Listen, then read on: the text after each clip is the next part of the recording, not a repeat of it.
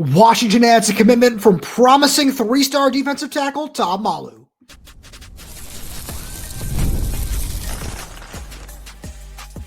You are Locked On Huskies, your daily podcast on the Washington Huskies, part of the Locked On Podcast Network, your team every day. Welcome back into a special bonus edition of the Locked On Huskies podcast. I'm Roman Tomashoff.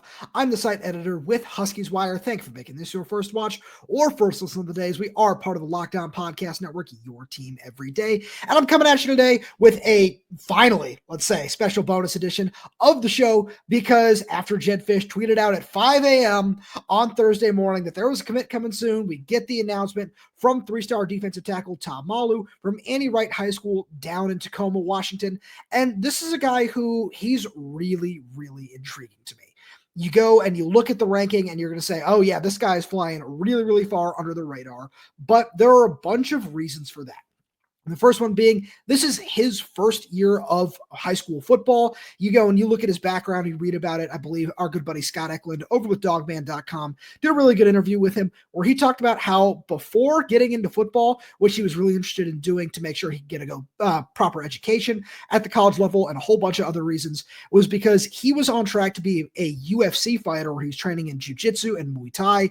And at 6'3", 285 pounds, that's a really, really imposing just fighter anyways. And then a lot of that does show up on the football field.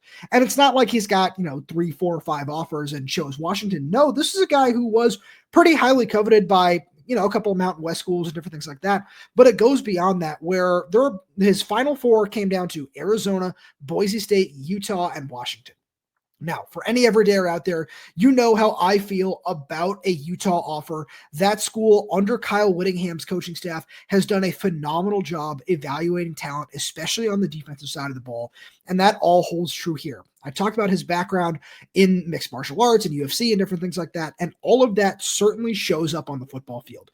And one of the biggest things that I think really pops for me when you turn on his film, and yeah, he's playing at a very low level, and he's playing at, again, not the strongest competition against smaller offensive linemen, but when you watch a player like this, you don't watch the competition. You watch what the player brings to the table. And what he brings to the table is very, very intriguing upside, especially as an athlete. You look at the power, you look at the first step that he has. They're very, very fun to watch, but you also just look at how explosive he is out of his stance. And that's something that's really important when you think about playing on the interior of the defensive line, which is certainly going to be the plan for him, where a big explosive body like that, with somebody who is this raw at the game of football, he's going to take a few years to develop at the college level. I want to get back into that in a few minutes, but all of the upside is there. And when you look at the evaluation process on Washington's side of things, this is something I've been very, very clear about since this offer came down, where this is somebody who, no, you don't want him to be the centerpiece of your class, but having somebody like this who has this much potential and this much upside as an athlete and just as a powerful interior force on the interior of your defensive line, especially in the Big Ten, you will take that 10 times out of 10, especially when you look up and down the defensive line. There are not a lot of really big-bodied interior linemen that have this much upside. And something where it goes back a couple of years. I know Matt Doherty talked about it a little bit at his Washington Senior Director of Player Personnel at his press conference last year in December on signing day, where it is really hard to recruit some of these high-end defensive linemen on the West Coast in a couple of years now, where it's been somewhat barren, and you've seen Washington have to continue to push further and further east. And while we haven't seen any of those major returns come back yet, where Tristan Gibbons ends up at Texas A&M, and we've seen Landon Barnes end up at Ole Miss, you still see why Washington needs to go out and take a couple of these guys and let them sit and develop in the system, is because having a player with just this kind of skill set, where, again, it's going to take 2, maybe even 3 years for him to really see the field in some kind of expanded capacity. Just all of those skill sets are something, if you trust your coaching staff and you trust Jason Kaufusi to find a way to make this work, you can do that. And you need to stack that room with high-end or ready-to-play immediately talent like Ti Umu-Cais, who I want to get to as well. But you look at all these things, and he has all the qualities of what you want in a big defensive tackle. And you also have somebody who fits Ryan Walter's scheme really well. He doesn't have the size or the frame to play nose tackle, but he can play the 3 technique. He can play the 5. He can play either of those 2 other interior spots that we're going to see a lot of, that we saw Antonio Thompson do during spring camp. We saw Ta'a Malu move around a decent amount. Maybe someone like Armon Parker, just somebody in that mold of you trust him to find a way to win one-on-one matchups with guards whenever he does step on the field, thanks to his high level of athleticism and his understanding of how to use his feet, how to use his hands. I think those are the 2 things that I really like where he is right now. And a lot of that is from that mixed martial arts background. But there's so many things that he does have a long way to go on.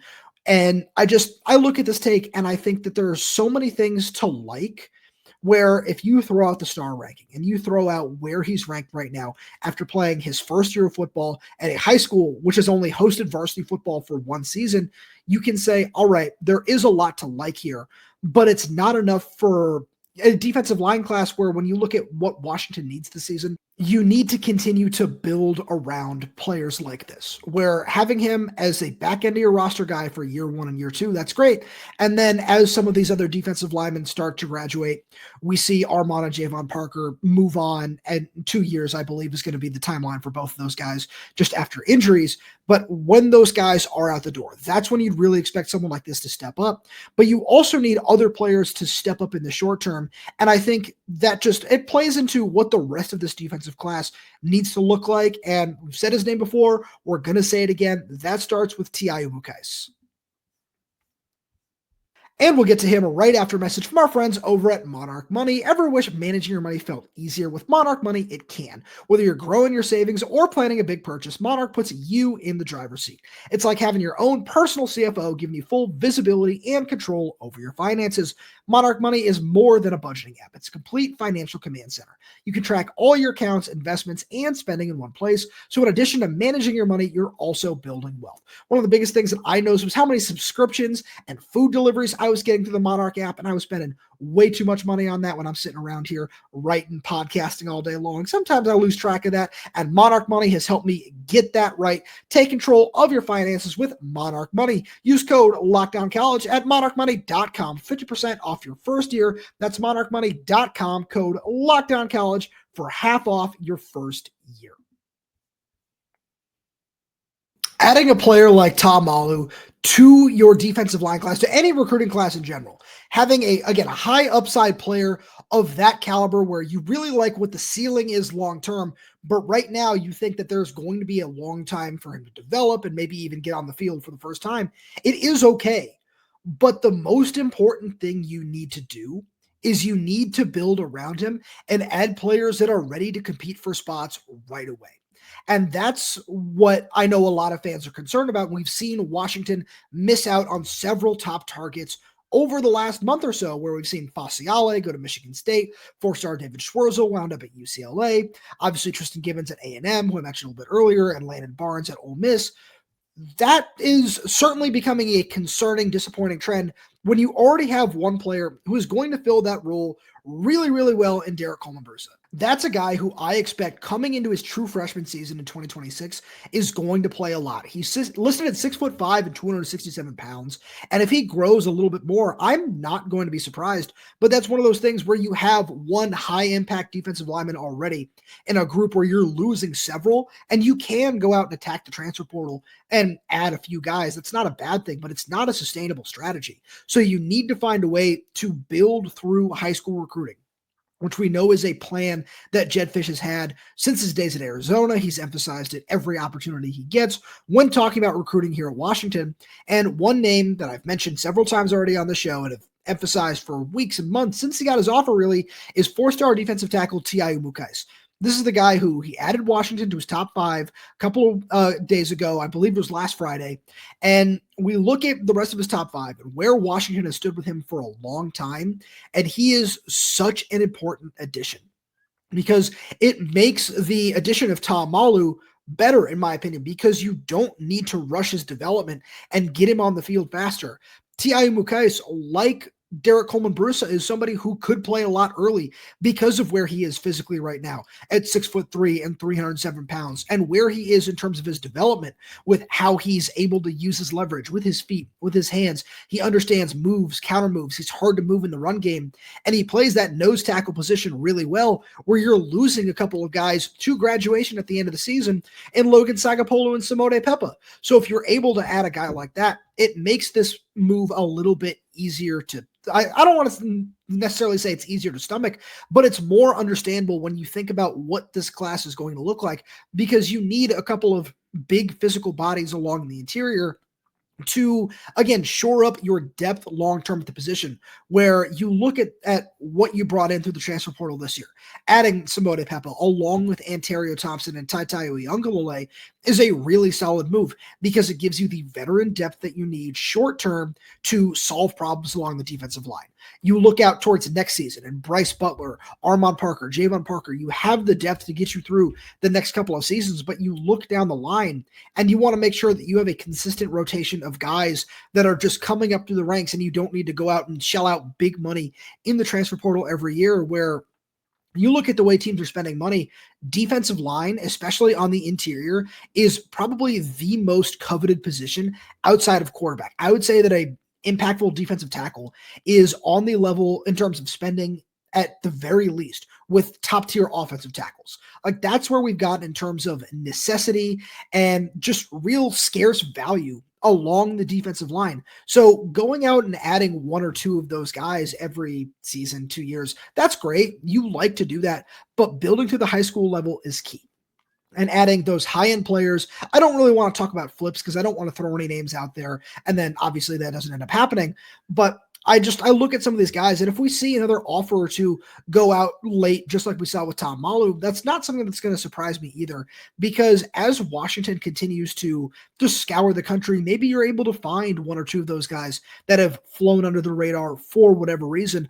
But there's just so much that needs to happen with Washington on the high school recruiting trail right now along the defensive line, because quite frankly, the last month, 2 months have been a little concerning after you put yourself in a really, really good spot for whatever reason that might be. If Washington sees and evaluates a player and says, we think you're worth X, and another school comes in and, let's just say gives them 2.5 times or 3 times that much money, good on Washington for not overpaying for a player that they might not necessarily value in the same regard.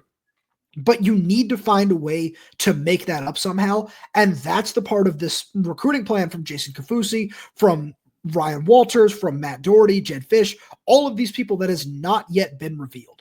And it's something where I'd like to see that play out through the high school ranks, but it's going to take a couple of months. And I understand that fans want to see those results now, as the majority of players commit before their senior season, but it's something that you need to keep a close eye on. And I think that Washington will find a way to make it work. We saw them do that through the transfer portal in this past class, but I want to see what that long-term sustainable solution is going to look like, because these coaches understand what they need to do. And there's a lot that certainly can happen as we just continue to see how this class is going to play out. Again, there's probably another player or two out there that we haven't seen get an offer from Washington yet that maybe ends up signing with the Huskies, because I still believe that this class should include 5 or 6 defensive linemen, because that's what you need for the short and long term of the future at the position, especially when you look around the Big Ten and you see that all the best defensive line units are featuring a heavy rotation of, a lot of highly recruited guys at that position, but a lot of just really promising high upside athletes that can move really well. And as Washington continues to expand their recruiting footprint as well, maybe you're able to just go farther east and maybe pluck a player or two from a region of the country that Washington usually isn't all too familiar with. But as you continue to break into the Big Ten, those doors will continue to open. But it's going to be very, very curious to see how that process plays out in the rest of this class. That's all I got for you today. Thank you so much for being here. And again, we like to say it every time. If you like these bonus videos, if you want to make sure you're up to date with everything in the world of UW athletics, you got to make sure you're subscribed wherever you get your podcast. So that's YouTube, Spotify, Apple Music, Amazon Music. We're there. We're everywhere. We're updating this channel with new content every single day. So make sure you click that like button, click that little bell so you never miss when we post a new video. If you have any questions, comments, concerns, drop them right down below in the comment section. And if you're audio only, please leave us a 5-star review, as it does help us out a lot. Thank you so much for tuning in, and we'll talk to you next time.